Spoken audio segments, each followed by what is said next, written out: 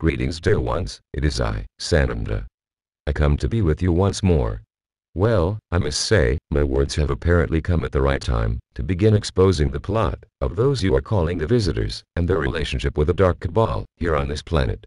So after discussing with my brothers and sisters of the Councils of Light, it has been decided that I shall act as spokesman, in explaining who these ones really are, where they are from, and what their objectives are. These ones did not make what you could call first contact with anyone here on planet until 1947, and that was purely by accident. It was one of their craft that crashed in the area of Roswell. Most of the crew were killed on impact, but there was one female officer who survived. That was when the governments of the world became really aware of the domain, and by the way, that is the name the downed pilot gave for those she worked for and serves. At first she could not be communicated with, but in the course of time, about 2 years, they were able to do so, and began asking and answering questions put to her.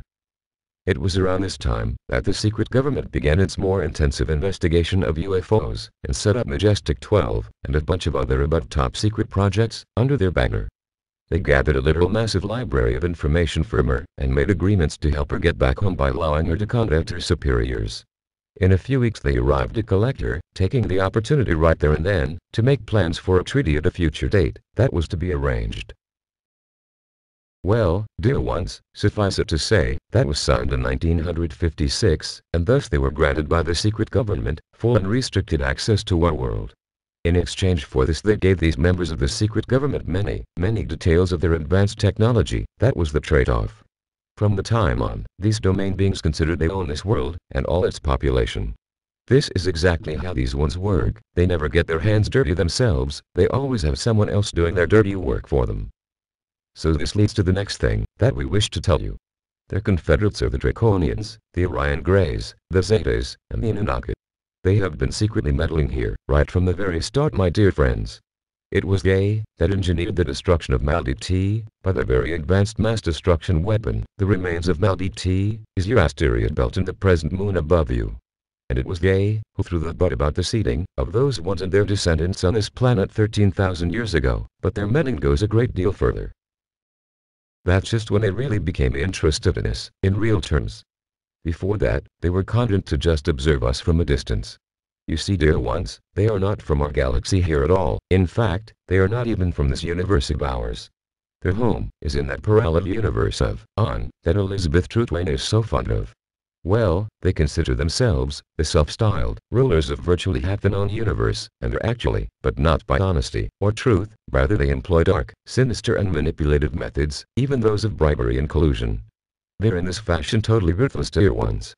Many emerging races have fallen prey to their manipulation and scheming. This is why we warn you to be alert, and not give your power away at any price, because that's exactly how these beings operate. They trick you and manipulate you until you've signed away your very birthright. Thankfully they only operate on the universes of 3rd and 4th dimensions, and no higher.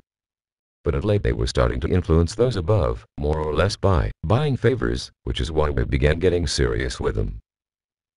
Our world was about to step up to the 5th, and that was something that they did not want happening at any cost. So they began getting very possessive of her, our Earth, thinking that the treaties they had gave them ownership here. Dear ones, those treaties were not in any way legally valid under cosmic law for someone to actually have the rights that they were inferring that they had here. The treaties would have to be signed by the planetary prince, and since they were not, they are irrelevant. Galactic treaties, signed by just the government of one nation, are of no real significance at all, and since the planetary prince has not signed any such things ever here, then when they tried to have that overturned in the Galactic Tribunal in Savinton, it was, to be blunt, thrown out of court, being that it had no relevant legal ownership whatsoever. Which brings me to why they want our blessed world in the first place.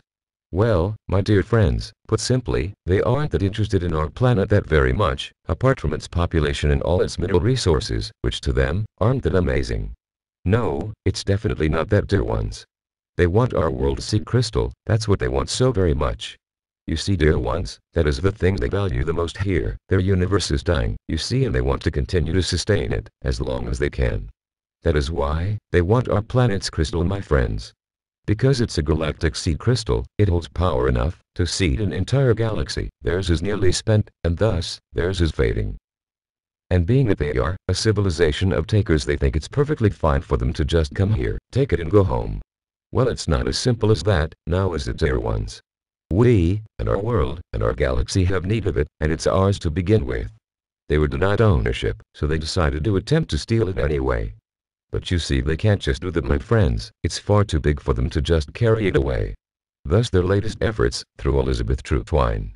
Their idea was to try to convince as many as possible to accept our world, moving to the portal into the universe of on, that we wouldn't notice we were actually being abducted, lock, stock and barrel, until it was all over, and we were already there.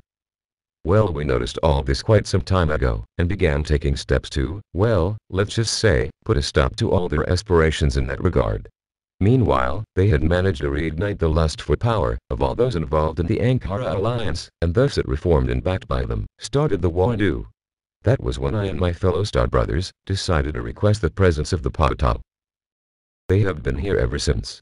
You see, dear ones, with the paa-tal fighting this renewed war, it left us to be able to keep guiding you all, and instructing you as before, with little or no interruption. This war spread rapidly into their own universe, and at that point, a great battle armada of paa-tal went in there, and took the war. To them, that took time to do, but in the end the war there, in their universe was won, actually by the paa-tal, and an armistice was signed, whereby they agreed to stay put there, and not come forth interfering in the affairs of other universes again. But just to be on the safe side, the paa-tal decided to make such return impossible, at least for the foreseeable future, anyway, so they destroyed their Stargate completely, and rendered their technology useless before they returned here, to our own system. Now dear ones, realize that this war here is still raging out there, but it's more like a storm in a teacup than anything else.